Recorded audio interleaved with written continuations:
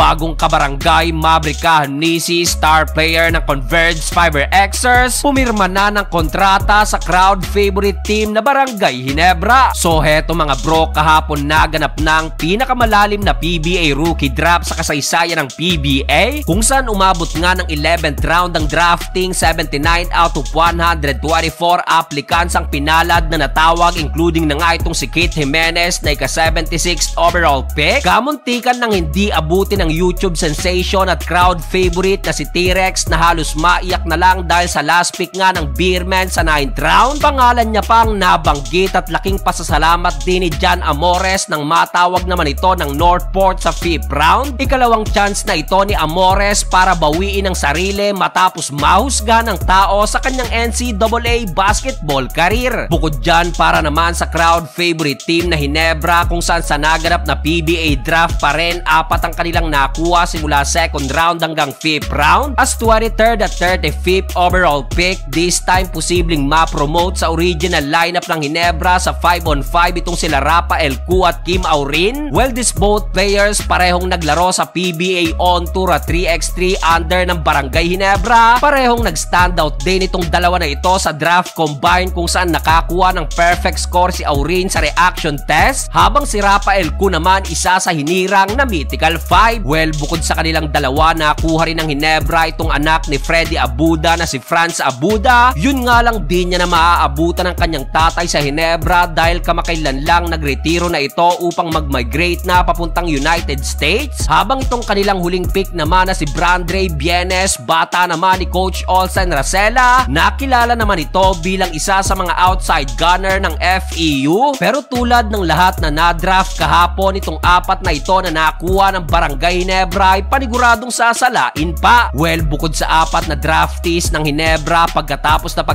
ng PBA draft kagabi, heto't pumutok ng malaking balitang inaabangan ng lahat tungkol sa star player ng Converge Fiber Xers na si Maverick Nisi. Matapos kasing ma-expire ang kontrata nitong June 7, 2023, in-explore ni Nisi ang kanyang pagiging unrestricted free agent dahil na rin sa virtue ng pagiging parte ng 2015 draft class tulad ni Matthew Wright. At heto nga't ayon sa balita, pumirma na ng kontrata si Maverick Nisi sa kampo ng Barangay Ginebra. Max deal nga raw agad ang napagkasundo ang kontrata sa loob ng 3 taon. Well, malaking addition ito sa backcourt ng Ginebra, especially isang season mawawala si Jay Gray matapos magtamo ng triple tear sa kanyang tuhod. Obviously, hindi pa rin naman makakabalik si LA Tenorio na still nasa recovering stage pa rin ng kanyang sakit. Huling season ni Maverick Nisi sa Converge, na itala niya ang kanyang best season matapos mag-average ng almost 20 points, 7 rebounds, 3 assists at 1 steal per game. Balita din natin, last Friday umattend na rin si Maverick